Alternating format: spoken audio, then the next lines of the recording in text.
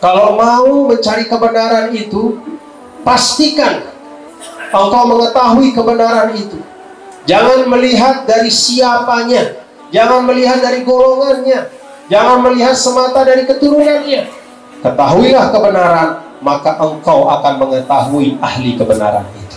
Jadi Nabi bergaul, walaupun masyarakatnya masyarakat jahiliyah, Nabi tetap bergaul di tengah masyarakat, tidak menarik dirinya, walaupun dia tahu di sana banyak kebatilan, tapi dia tetap berada di tengah masyarakat.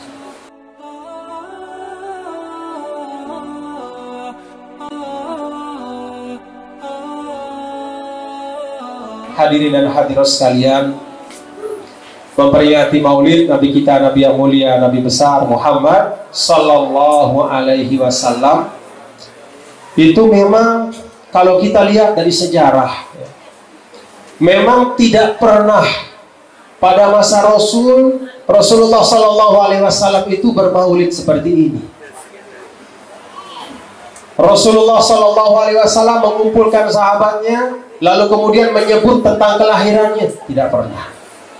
Tapi semua ulama Ahlus Sunnah menyampaikan bahwa ketika Rasulullah Sallallahu Alaihi Wasallam sudah wafat, maka salah satu jalan untuk menghidupkan ingatan kita, salah satu jalan untuk menyegarkan pemahaman kita, supaya Rasul itu walaupun 1400 tahun lebih sudah tidak ada, tapi seakan-akan wajahnya, seakan-akan sosoknya tetap hadir di depan kita. Kata para ulama, salah satu jalannya adalah dengan memperingati maulid Nabi besar Muhammad Sallallahu Alaihi Wasallam. Jadi memperingati maulid ini adalah jalan untuk menghidupkan ajaran beliau dalam diri kita. Dan Bapak Ibu hadirin dan hadirat sekalian, Rasulullah Sallallahu Alaihi Wasallam yang kita peringati kelahirannya ini adalah orang yang memang sangat cinta kepada kita. Kata Rasul, innama analakum bimanzilatil walid. Saya ini untuk kalian itu seperti ayah. Jadi kita ini anak-anaknya Nabi semuanya. Maka di dalam penjelasan para ulama, keluarga Rasul itu makna yang paling sempit adalah Sayyidina Ali, Sayyidah Fatimah beserta Sayyidina Hasan dan Husain beserta keturunannya. Kemudian yang lebih luas lagi adalah kita semua, umat Nabi besar Muhammad Sallallahu Alaihi Wasallam. Jadi semua doa-doa Rasulullah Sallallahu Alaihi Wasallam itu kita dapatkan keberkahannya. Semua apa yang diminta oleh Rasulullah Sallallahu Alaihi Wasallam kepada Allah, kita juga dapat bagiannya. Semua rasa cinta yang ada pada jiwa dan diri Rasulullah itu juga ada kepada kita, karena Rasul menganggap kita seperti anak-anaknya. Nah, karena itu Bapak Ibu hadirin dan hadirat sekalian, baginda Rasulullah Sallallahu Alaihi Wasallam yang bagikan ayah kepada kita itu harus kita kenal. Harus kita kenal seperti kita mengenal ayah kita. Kan di dalam Al-Quran itu Bapak Ibu ada cerita tentang dulu orang-orang Yahudi. Sebelum datangnya Nabi Shallallahu Alaihi Wasallam akhir zaman, beliau itu menunggu-nunggu. Mereka merindukan datangnya Nabi akhir zaman, karena mereka mengira Nabi akhir zaman itu datang dari kelompok mereka. Mereka tunggu setahun, 2 tahun, 3 tahun, 4 tahun, terus mereka sabar menunggu. Semua tanda-tanda kenabian itu mereka baca dan mereka ingat, mereka pahami. Mereka cari mana kira-kira ciri-cirinya. Ada enggak orang yang cirinya sama seperti di kitab suci? Mana dia Nabi akhir zaman itu? Orang-orang Yahudi dulu seperti itu, berusaha mengenal Nabi akhir zaman. Ya'rifunahu kama ya'rifu abna'ahum. Bahkan ungkapan Allah dalam Al-Quran, mereka itu mengenal sifat-sifat Nabi akhir zaman seperti ayah yang kenal tentang sifat anaknya. Saking mereka sangat merindukan. Kalau orang Yahudi saja seperti itu kerinduannya, seperti itu kenalnya mereka dengan sifat Nabi akhir zaman, maka apalagi kita umat Nabi besar Muhammad sallallahu alaihi wasallam. Cuman orang Yahudi itu ketika datang Rasul yang mereka tunggu, justru mereka ingkari. Kenapa? Hasadan min indi anfusihim. Karena mereka kesal, kok nabinya bukan dari kelompok kita, kok nabinya dari orang Arab, kok nabinya keturunan Ismail bukan keturunan Ishak, kok nabinya bukan dari Bani Israel. Karena bukan dari satu kelompok, maka kebenaran yang istimewa yang dibawa oleh Rasul itu tidak mau mereka terima. Nah, ini juga pelajaran bagi kita bapak-bapak dan ibu, sehingga Sayyidina Ali mengatakan i'rifil haqqa ta'rif ahlahu.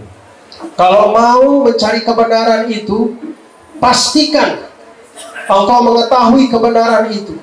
Jangan melihat dari siapanya, jangan melihat dari golongannya, jangan melihat semata dari keturunannya. Ketahuilah kebenaran, maka engkau akan mengetahui ahli kebenaran itu. Jadi Bapak Ibu Saudara sekalian, kalau kita bergaul, diajarkan oleh Nabi kita yang mulia, Nabi besar Muhammad sallallahu alaihi wasallam. Ini bagian dari kita mengenal beliau. Bagaimana sih Rasulullah sallallahu alaihi wasallam itu bergaul? Rasul sallallahu alaihi wasallam tidak pernah membedakan antara sahabatnya. Rasulullah sallallahu alaihi wasallam mendengar dengan telinga yang sama, dengan kesungguhan yang sama. Abu Bakar menyampaikan, didengar dengan kesungguhan yang sama seperti kalau ada sahabat, walaupun tidak seperti Abu Bakar, siapapun, sepanjang dia menyampaikan sesuatu yang baik, Nabi mendengar dengan kesungguhan. Itulah Nabi yang mulia, Nabi besar Muhammad sallallahu alaihi wasallam. Jadi beliau itu adalah orang yang membuka dirinya kepada siapapun, tidak menutup diri, tidak membatasi diri, bergaul dengan siapapun, tapi dengan tetap membawa prinsip-prinsip kebaikan. Nah, ini salah satu dari sifat Nabi kita, Nabi besar Muhammad sallallahu alaihi wasallam. Bapak Ibu ingat bagaimana beliau pada waktu di Mekah sudah digelari Al-Amin. Apa arti Al-Amin? Yang terpercaya. Kenapa beliau digelari yang terpercaya? Karena ketika bergaul, beliau menunjukkan sosok yang membawa nilai kejujuran dan amanah. Jadi Nabi bergaul, walaupun masyarakatnya masyarakat jahiliyah, Nabi tetap bergaul di tengah masyarakat, tidak menarik dirinya, walaupun dia tahu di sana banyak kebatilan, tapi dia tetap berada di tengah masyarakat. Maka kata Nabi yang mulia, Nabi besar Muhammad sallallahu alaihi wasallam, al-mu'min alladzi yukhalitun nas wa yasbiru ala adahu. Orang yang tetap bergaul dengan manusia, membangun persahabatan, tetap berada di tengah masyarakat, tidak mengisolasi dirinya. Dia tidak pergi ke tempat yang jauh karena melihat bahwa di masyarakat itu sudah banyak hal-hal yang tidak baik, maka dia menjauh. Tapi dia tetap berada di tengah masyarakat, walaupun dalam keadaan yang tidak sesuai dengan harapannya. Dia tetap bernasihat, tetap menjalani hal-hal yang baik, tetap membangun hubungan sosial yang baik. Kata Rasul, khairun, orang beriman seperti itu lebih baik dibanding seseorang yang karena ingin selamat untuk dirinya, dia menjauhi masyarakat dan mencari kebaikan hanya untuk diri sendiri. Nah, ini salah satu yang juga perlu kita ingat, bapak-bapak dan ibu-ibu, hadirin dan hadirat sekalian, bagaimana Nabi yang mulia, Nabi besar Muhammad sallallahu alaihi wasallam selalu berada di tengah masyarakat. Karena itu kata para ulama di dalam tafsir ayat, laqad ja'akum rasulun min anfusikum. Telah datang seorang rasul dari kalian. Kenapa Nabi dikatakan dari kalian? Karena memang Nabi itu tidak pernah memisahkan dirinya dari masyarakat. Itu juga para ulama kita dulu. Kalau kita lihat para ulama-ulama seperti Imam Abu Hanifah. Apa pekerjaan Imam Abu Hanifah? Membuka toko buku di tengah pasar. Jadi Imam Abu Hanifah itu pedagang. Beliau berjualan buku sambil mengarang kitab. Kemudian setelah selesai berjualan, beliau mengajar. Berjualan, mengajar, berjualan, mengajar. Itu pekerjaan beliau. Imam Maliki, Imam Syafi'i, imam-imam atau ulama-ulama yang membangun Indonesia, membangun Malaysia. Tadi disampaikan ada Buya Hamka, ada guru-guru kita, tuan guru kita. Apakah mereka orang yang menyendiri? Apakah orang yang ingin selamat sendiri? Apakah mereka orang yang ingin suci sendiri? Oh tidak. Jadi semua guru-guru kita itu mengikut cara dari Nabi kita, Nabi besar Muhammad Sallallahu Alaihi Wasallam, yaitu hidup di tengah masyarakat dengan suka dukanya. Itulah ibadah kita.